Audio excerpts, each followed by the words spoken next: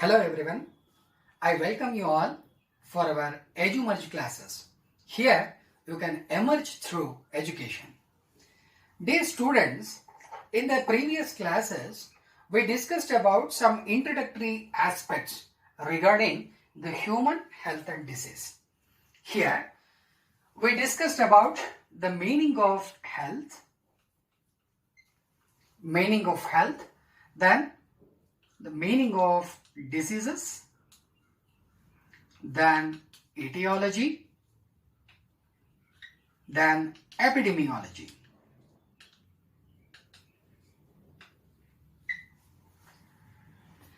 So these are the aspects what we completed in the previous classes. ಒಬ್ಬ ವ್ಯಕ್ತಿಗೆ ತುಂಬಾ ಪ್ರಮುಖವಾಗಿ ಬೇಕಾಗಿರ್ತಕ್ಕಂಥದ್ದು ಆರೋಗ್ಯ ಸ್ವಲ್ಪ ವ್ಯತಿರಿಕ್ತ ಆಗಿದೆ ಅಂತಂದ್ರೆ ಆ ಒಂದು ಸ್ಥಿತಿಯನ್ನು ನಾವು ರೋಗಗಳು ಡಿಸೀಸಸ್ ಅಂತ ಹೇಳಿ ಕರಿತೀವಿ. ಇದನ್ನ ತಿಳ್ಕೊಂಡ ಮೇಲಿಂದ ಹೇಗೆಲ್ಲ ರೋಗಗಳ ಹರಡುತ್ತೆ ಅನ್ನೋದ್ರ ಬಗ್ಗೆ ತಿಳ್ಕೊಂಡ್ವಿ. ಅದನ್ನು ನಾವು ಇಟಿಯಾಲಜಿ ಅಂತ ಹೇಳಿ ಕರಿತೀವಿ. ಸೊ ಎಪಿಡಿಮಿಯಾಲಜಿನಲ್ಲಿ ಹೇಗೆ ಟ್ರಾನ್ಸ್ಫರ್ ಆಗ್ತದೆ, ಒಬ್ಬರಿಂದ ಒಬ್ಬರಿಗೆ ಸಾಂಕ್ರಾಮಿಕ ರೋಗಗಳು ಹೇಗೆ ಹರಡತ್ವೆ ಅನ್ನೋದನ್ನ ಇದರಲ್ಲಿ ತಿಳ್ಕೊಂಡ್ವಿ. ಸೊ ಇಷ್ಟೆಲ್ಲ ಆದ್ಮೇಲಿಂದ ನೆಕ್ಸ್ಟ್ ನಾವೇನ್ ತಿಳ್ಕೊಳ್ಬೇಕು ಅಂತಂದ್ರೆ ಟ್ರೀಟ್ಮೆಂಟ್ ಅನ್ನ ತಿಳ್ಕೊಳ್ಬೇಕು. ಟ್ರೀಟ್ಮೆಂಟ್ ಅವನಿಗೆ ಯಾವ ರೀತಿಯಲ್ಲಿ ಔಷಧೋಪಚಾರಗಳು ನಡೆಯುತ್ತೆ ಅನ್ನೋದನ್ನ ತಿಳ್ಕೊಳ್ಬೇಕು. ಸೊ ಇಷ್ಟೆಲ್ಲ ಒದ್ದಾಡೋದಕ್ಕಿಂತ ಈ ರೋಗ ಬರದೇ ಇರೋ ಹಾಗೆ ತಡೆಗಟ್ಟೋದು ಮುಖ್ಯ ಅಲ್ವಾ? ಸೊ ಅದನ್ನ ನಾವೇನಂತ ಕರಿತೀವಿ, ಪ್ರೊಫೈಲಾಕ್ಸಿಸ್. ಸೊ ಈ ಒಂದು ಸೆಗ್ಮೆಂಟ್ ನಲ್ಲಿ ಪ್ರೊಫೈಲಾಕ್ಸಿಸ್ ಮತ್ತು ಟ್ರೀಟ್ಮೆಂಟ್ ಬಗ್ಗೆ ತಿಳ್ಕೊಳ್ತಾ ಹೋಗೋಣ. Okay, so let us know about in detail about the prophylaxis as well as the treatment part. Prophylaxis, or it is also called as prophylactic cycles. So I already told you prophylaxis means to prevent the cause of disease. ರೋಗ ಬರದೇ ಇರೋ ಹಾಗೆ ಮುನ್ನೆಚ್ಚರಿಕೆ ಕ್ರಮಗಳನ್ನು ತಗೊಳ್ತೀವಲ್ವಾ, ತಡೆಗಟ್ಟುವಿಕೆಯ ಕ್ರಮಗಳನ್ನು ತಗೊಳ್ತೀವಲ್ವಾ, ಅದನ್ನ ನಾವೇನಂತ ಕರಿತೀವಿ, ಪ್ರೊಫೈಲಾಕ್ಸಿಸ್ ಅಂತ ಹೇಳಿ ಕರಿತೀವಿ. ಸೊ ಪ್ರೊಫೈಲಾಕ್ಸಿಸ್ ಅಂತಂದ್ರೆ ಏನು? To prevent the cause of disease. The cause of diseases. ರೋಗಗಳು ಬರದೇ ಇರೋ ಹಾಗೆ ನಿಯಂತ್ರಣ ಮಾಡ್ತೀವಲ್ವಾ, ಅದನ್ನ ನಾವೇನಂತ ಕರಿತೇವೆ, ಪ್ರೊಫೈಲಾಕ್ಸಿಸ್ ಅಂತ ಹೇಳಿ ಕರಿತೀವಿ. So this prophylaxis, say for example, if a person get the disease, ಯಾವುದೋ ಒಬ್ಬ ವ್ಯಕ್ತಿಗೆ ರೋಗ ಬಂದಿದೆ, ಆ ರೋಗ ಬಂದಿರತಕ್ಕಂತಹ ವ್ಯಕ್ತಿಗೆ ಸಾಕಷ್ಟು ಟ್ರೀಟ್ಮೆಂಟ್ಗಳನ್ನು ಕೊಡ್ತೇವೆ. ಸೊ ಟ್ರೀಟ್ಮೆಂಟ್ ಅನ್ನ ತಗೊಳ್ಳೋಕ್ಕಿಂತ ಮುಂಚೆ ಆ ರೋಗಕ್ಕೆ ಸಂಬಂಧಪಟ್ಟ ಹಾಗೆ ಸಾಕಷ್ಟು ಸಿಂಪ್ಟಮ್ಸ್ ಅವನಲ್ಲಿ ಕಾಣ್ತಾ ಇರ್ತದೆ, ಅದರಿಂದ ಅವನು ಸಾಕಷ್ಟು ನರಳ್ತಾ ಇರ್ತಾನೆ. ಸೊ ಇಷ್ಟೆಲ್ಲ ಮಾಡೋದಕ್ಕಿಂತ ಮುಂಚೆ ಅದು ಬರದೇ ಇರೋ ಹಾಗೆ ತಡೆಗಟ್ಟಬಹುದಲ್ವಾ? ಸೊ ಅದನ್ನೇ ನಾವಿಲ್ಲಿ ಏನಂತ ಕರೆಯೋದು, ಪ್ರೊಫೈಲಾಕ್ಸಿಸ್ ಅಂತ ಹೇಳಿ ಕರಿತೇವೆ. Clear? So prophylaxis means to prevent the cause of the disease. If you study the prophylaxis in detail, this prophylaxis consist of two important concepts. The first and foremost one is the general aspects or general prophylaxis. The second one is specific prophylaxis. ಎರಡು ರೀತಿಯಾಗಿ ನಾವು ಇದನ್ನ ವಿಂಗಡಣೆಯನ್ನ ಮಾಡಬಹುದು. ನಿಯಂತ್ರಣ ಕ್ರಮಗಳು ಅಥವಾ ತಡೆಗಟ್ಟುವಿಕೆಯ ಕ್ರಮಗಳೇನಿದ್ದಾವೆ ರೋಗಗಳದ್ದು, ಅದರಲ್ಲಿ ಎರಡು ರೀತಿಯಾಗಿ ನಾವು ನೋಡ್ತೇವೆ. ಒಂದು ಸಾಮಾನ್ಯವಾಗಿ ನಿಯಂತ್ರಣವನ್ನ ಮಾಡ್ತಕ್ಕಂಥದ್ದು, ಇನ್ನೊಂದು ನಿರ್ದಿಷ್ಟವಾಗಿ ಅದನ್ನ ನಿಯಂತ್ರಣ ಮಾಡ್ತಕ್ಕಂಥದ್ದು. So general prophylaxis and specific prophylaxis. When we study the general prophylaxis, ಏನೆಲ್ಲ ಬರುತ್ತೆ ಇದರಲ್ಲಿ? The first and foremost one is the hygiene. So hygiene ಅಂದ್ರೆ ಅರ್ಥ ಏನು? ತುಂಬಾ ನೀಟಾಗಿ ಇರ್ತಕ್ಕಂಥದ್ದು, ಯಾವುದೇ ರೀತಿಯಾದಂತಹ ಕಲುಷಿತ ಆಗದೆ ಇರೋ ಹಾಗೆ ನೋಡ್ಕೊಳ್ತಕ್ಕಂಥದ್ದು. So this hygiene consist of both personal hygiene and public hygiene. Personal hygiene and public hygiene. ವೈಯಕ್ತಿಕ ಸ್ವಚ್ಛತೆ ಹಾಗೂ ಸಾಮಾಜಿಕ ಸ್ವಚ್ಛತೆ ಅಂತ ಹೇಳಿ ಕರಿತೀವಿ. ಸೇ ಫಾರ್ ಎಕ್ಸಾಂಪಲ್, ಒಬ್ಬ ವ್ಯಕ್ತಿ ಉಗುರುಗಳನ್ನ ಕಟ್ ಮಾಡ್ಕೊಳ್ಳದೆ ಇರ್ತಕ್ಕಂಥದ್ದು, ಅಥವಾ ಹೇರ್ ಕಟ್ ಮಾಡಿಸ್ಕೊಳ್ಳದೆ ಇರ್ತಕ್ಕಂಥದ್ದು, ಅಥವಾ ನೀಟಾಗಿ ಐರನ್ ಆಗಿರ್ತಕ್ಕಂತಹ ಬಟ್ಟೆಯನ್ನು ಹಾಕೊಳ್ಳದೆ ಇರ್ತಕ್ಕಂಥದ್ದು, ಇವೆಲ್ಲ ಮಾಡ್ಬಿಟ್ರೆ ಏನಾಗುತ್ತೆ, ಪ್ಯಾಥೋಜನ್ಸ್ ಈಸಿಯಾಗಿ ಅಟ್ಯಾಕ್ ಆಗ್ತಾ ಹೋಗುತ್ತೆ. ಯಾಕೆ ಅಂತಂದ್ರೆ this hygiene is directly contact with the pathogens. ರೋಗಾಣುಗಳು ಅಂತ ನಾವೇನ್ ಕರಿತೀವಿ, ಅದಕ್ಕೂ ಈ ಸ್ವಚ್ಛತೆಗೂ ಒಂದು ರೀತಿಯಾದಂತಹ ಡೈರೆಕ್ಟ್ ಲಿಂಕ್. ಅಂದ್ರೆ ನಾವು ಹೈಜಿನಿಕ್ ಆಗಿ ಮೇಂಟೈನ್ ಮಾಡದೇ ಇದ್ರೆ ಕಂಡೀಷನ್ ಅನ್ನ, ಈಸಿಯಾಗಿ ಪ್ಯಾಥೋಜನ್ಸ್ ಏನಾಗ್ಬಿಡುತ್ತೆ, ಸ್ಪ್ರೆಡ್ ಆಗ್ತಾ ಹೋಗುತ್ತೆ, ನಮ್ಮ ಮೇಲೆ ಅಡ್ವರ್ಸ್ ಎಫೆಕ್ಟ್ ಅನ್ನ ಮಾಡ್ತಾ ಹೋಗುತ್ತೆ. ಸೊ ಹಾಗಾಗಿ ನಾವು ಪರ್ಸನಲ್ ಹೈಜೀನ್ ಅನ್ನ ಮೇಂಟೈನ್ ಮಾಡಬೇಕು.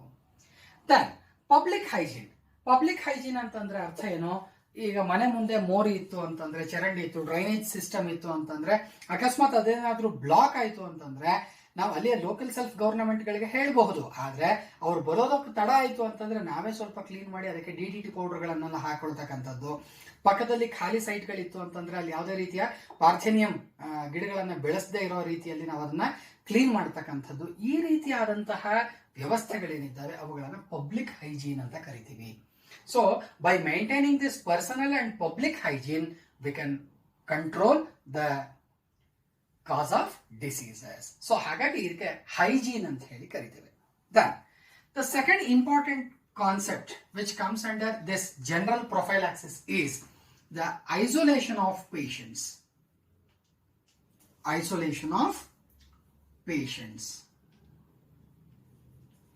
ಸೊ ಐಸೋಲೇಷನ್ ಆಫ್ ಪೇಷಂಟ್ಸ್ ಅಂತಂದ್ರೆ ಈಗಿನ ಪ್ರೆಸೆಂಟ್ ಸಿನಾರಿಯಾದಲ್ಲಿ ನಾವು ನೋಡ್ತಾ ಇದ್ದೀವಿ, ಹೋಮ್ ಕ್ವಾರಂಟೈನ್ ಅಂತ ಕರಿತಾ ಇದೀವಿ ಕೊರೋನಾದಲ್ಲಿ, ಹೌದಲ್ವಾ?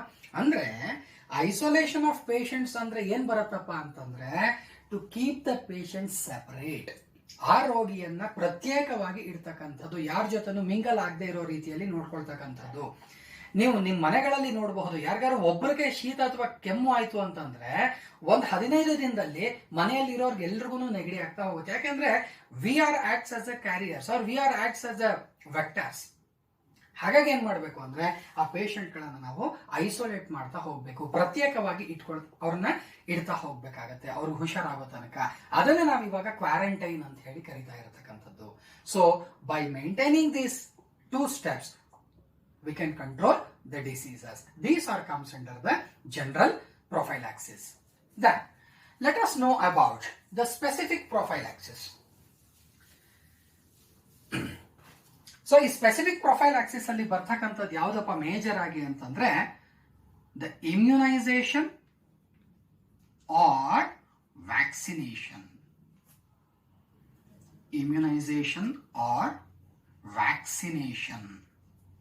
ಈ ಎರಡೂ ಕಾನ್ಸೆಪ್ಟ್ಸ್ ಗಳನ್ನ ನಾವು ನೋಡಬಹುದು.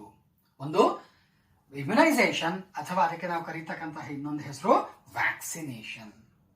ಏನ್ ಹಾಗಂದ್ರೆ ಇಮ್ಯುನೈಸೇಷನ್ ಅಥವಾ ವ್ಯಾಕ್ಸಿನೇಷನ್ ಅಂದ್ರೆ ಅರ್ಥ ಏನು? Giving a single dose of weak or dead pathogens into the host to prevent the cause of the diseases by stimulating the production of the antibodies. ನೀಟಾಗಿ ಇದನ್ನ ಅರ್ಥ ಮಾಡ್ಕೊತಾ ಹೋಗಿ ಮಕ್ಕಳ. ಏನಪ್ಪಾ ಅಂತಂದ್ರೆ giving a single dose of ಯಾವುದದು, ಒಂದು inactive R dead pathogens,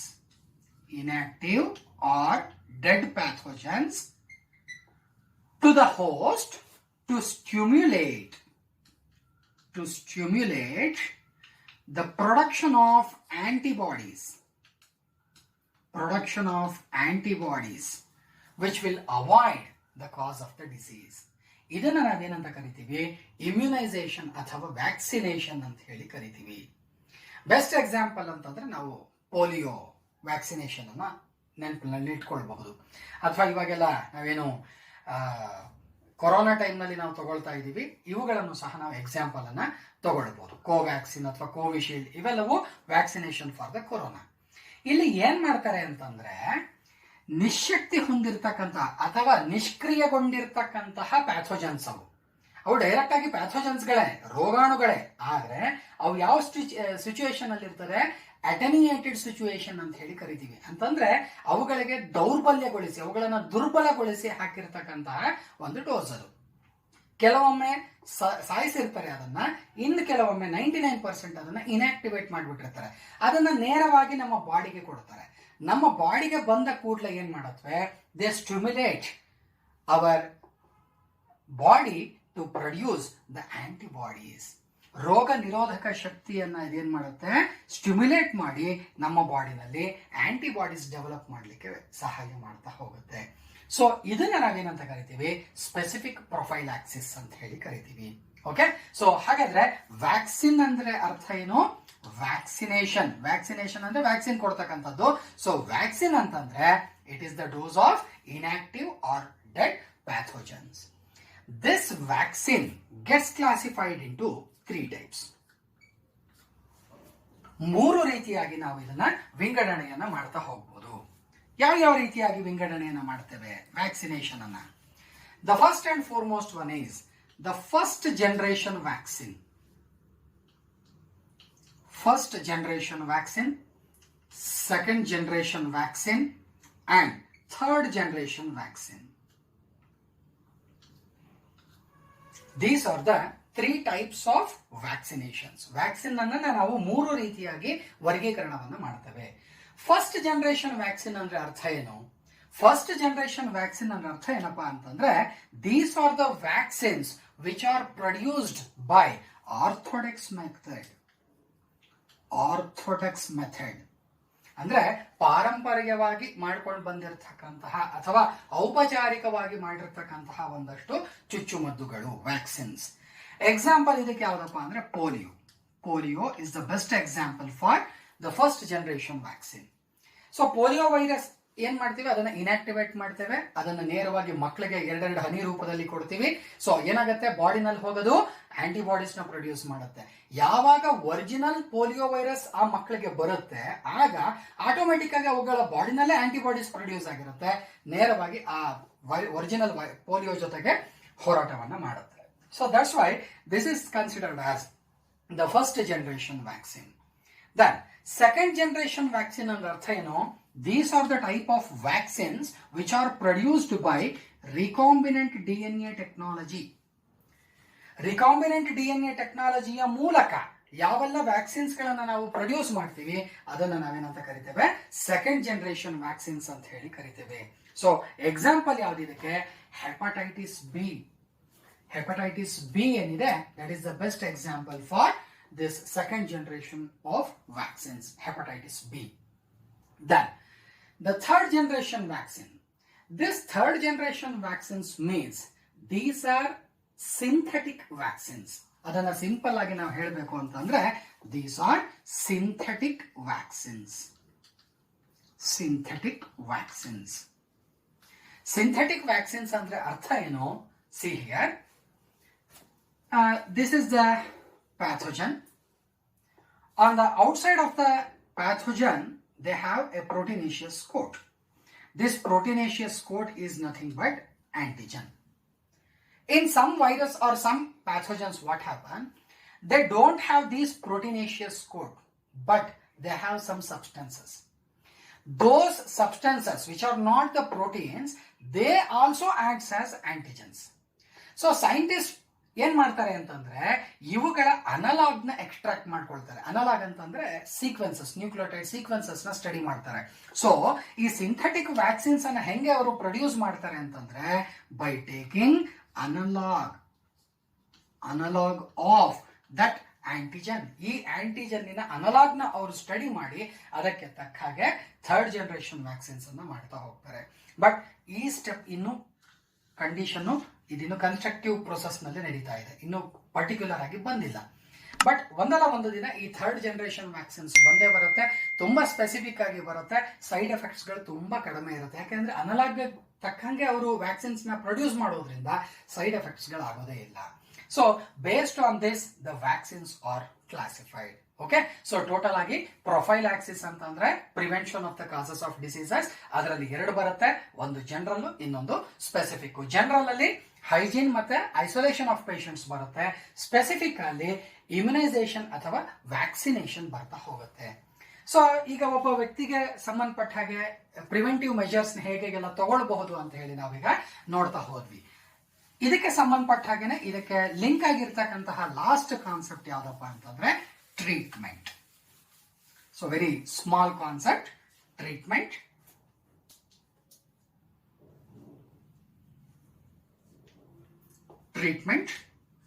so here treatment ಅಂದ್ರೆ ಏನಪ್ಪಾ ಅಂದ್ರೆ ಆ ರೋಗವನ್ನ ವಾಸಿ ಮಾಡ್ಲಿಕ್ಕಾಗಿ ನಾವು ಕೊಡ್ತಕ್ಕಂತಹ ಔಷಧಿಗಳು.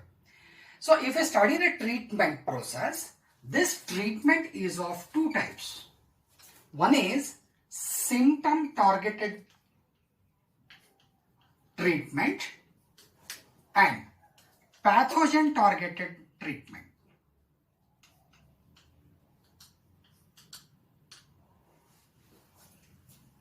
ಟ್ರೀಟ್ಮೆಂಟ್ ನಲ್ಲಿ ನಾವು ಎರಡು ತರ ನೋಡ್ತೇವೆ, ಒಂದು ಸಿಂಪ್ಟಮ್ ಟಾರ್ಗೆಟೆಡ್, ಇನ್ನೊಂದು ಪ್ಯಾಥೋಜನ್ ಟಾರ್ಗೆಟೆಡ್. ಒಂದೇ ಒಂದು ಎಕ್ಸಾಂಪಲ್ ನಲ್ಲಿ ಈ ಎರಡೂ ಕಾನ್ಸೆಪ್ಟ್ ಗಳನ್ನ ಸಿಂಪಲ್ ಆಗಿ ನಾನು ನಿಮ್ಗೆ ಹೇಳ್ಕೊಡ್ತೇನೆ. ಯಾವ ಎಕ್ಸಾಂಪಲ್ ತಗೊಳ್ಬಹುದು ಅಂತಂದ್ರೆ ಮಲೇರಿಯಾ ಎಕ್ಸಾಂಪಲ್ ಅನ್ನು ತಗೋಬಹುದು. Malaria is A disease. ಈ ಡಿಸೀಸಿನ ಮೈನ್ ಸಿಂಪ್ಟಮ್ ಏನಪ್ಪಾ, ಇದರ ಪ್ರಮುಖವಾದ ಗುಣಲಕ್ಷಣ ಏನು ಅಂತಂದ್ರೆ ಫೀವರ್, ತುಂಬಾ ಜ್ವರ ಬರ್ತಕ್ಕಂಥದ್ದು. ನೆಕ್ಸ್ಟ್ ಇದರ ಪ್ಯಾಥೋಜನ್ ಯಾವುದು, plasmodium species. Plasmodium species, plasmodium falciparum, plasmodium malariae, plasmodium ovale, ಬೇರೆ ಬೇರೆ ಸ್ಪೀಶೀಸ್ ಗಳು ಬರುತ್ತೆ. ಟೋಟಲ್ ಆಗಿ plasmodium is the pathogen which is the main cause for the malaria. So ಇಲ್ಲಿ ಯಾವುದೇ ಮಲೇರಿಯಾ ಪೇಷಂಟಿಗೆ ಎರಡೆರಡು ರೀತಿಯಾದಂತಹ ಟ್ಯಾಬ್ಲೆಟ್ಸ್ ಗಳನ್ನ ಕೊಡ್ತಾರೆ. ಯಾಕೆ ಅಂದ್ರೆ ಒಂದು ಮೇಜರ್ ಆಗಿ ಅವನಿಗೆ ಬರ್ತಕ್ಕಂತಹ ಜ್ವರವನ್ನ ಕಮ್ಮಿ ಮಾಡಬೇಕು, to decrease the fever, intensity of the fever. Then ಎರಡನೇದಾಗಿ to kill the pathogen. That's why the treatment is always of symptom targeted and pathogen targeted. So ಹಾಗಾದ್ರೆ ಈ ಸಿಂಪ್ಟಮ್ ಟಾರ್ಗೆಟೆಡ್ ಮತ್ತೆ ಪ್ಯಾಥೋಜನ್ ಟಾರ್ಗೆಟೆಡ್ ಹೇಗೆ ಇದರಲ್ಲಿ ನಾವು ವರ್ಕ್ ಮಾಡ್ತಾ ಹೋಗ್ಬೋದು? Antipyretic drugs ಗಳನ್ನ ಕೊಡ್ತಾರೆ. Antipyretic drugs. So antipyretic drugs ಅಂದ್ರೆ ಏನಪ್ಪಾ ಅಂದ್ರೆ these are the drugs which are used to reduce the fevers. ಈ antipyretic drugs does not acts on the pathogen. ಇದು ಪ್ಯಾಥೋಜನ್ ಮೇಲೆ ಆಕ್ಟ್ ಮಾಡಲ್ಲ, ಅದೇನ್ ಮಾಡುತ್ತೆ, ಸಿಂಪ್ಟಮ್ಸ್ ಮೇಲೆ ಮಾತ್ರ ಆಕ್ಟ್ ಮಾಡುತ್ತೆ. ಹಾಗಾಗಿ ಅದನ್ನ ನಾವು ಸಿಂಪ್ಟಮ್ ಟಾರ್ಗೆಟೆಡ್ ಟ್ರೀಟ್ಮೆಂಟ್ ಅಂತ ಹೇಳಿ ಕರಿತೀವಿ. ಇದ್ರ ಜೊತೆಗೆ ಏನ್ ಮಾಡ್ತಾರೆ, ಕ್ವಿನೈನ್ ಕಂಟೆಂಟ್ ಅನ್ನು ಹೊಂದಿರತಕ್ಕಂತ ಟ್ರೀಟ್ಮೆಂಟ್ ಅನ್ನ ಕೊಡ್ತಾರೆ. This quinine will kill the pathogen, plasmodium species ಅನ್ನ ಕಿಲ್ ಮಾಡುತ್ತೆ. ಹಾಗಾಗಿ ಟ್ರೀಟ್ಮೆಂಟ್ ನಲ್ಲಿ ನಾವು ಸಿಂಪ್ಟಮ್ ಟಾರ್ಗೆಟೆಡ್ ಟ್ರೀಟ್ಮೆಂಟ್ ಮತ್ತು ಪ್ಯಾಥೋಜನ್ ಟಾರ್ಗೆಟೆಡ್ ಟ್ರೀಟ್ಮೆಂಟ್ ಅಂತ ಹೇಳಿ ಎರಡು ರೀತಿಯಾದಂತಹ ಟ್ರೀಟ್ಮೆಂಟ್ ವ್ಯವಸ್ಥೆಯನ್ನು ನಾವು ನೋಡಬಹುದು. So by this I concluded the introductory part in the human health and disease. So here we completed the health part, diseases, then the important introduction regarding the symptoms, then etiology, epidemiology, then prophylaxis, and the last one is the treatment. From the next segments onwards, let us know some important diseases which are caused by the different pathogens and their symptoms. Thank you.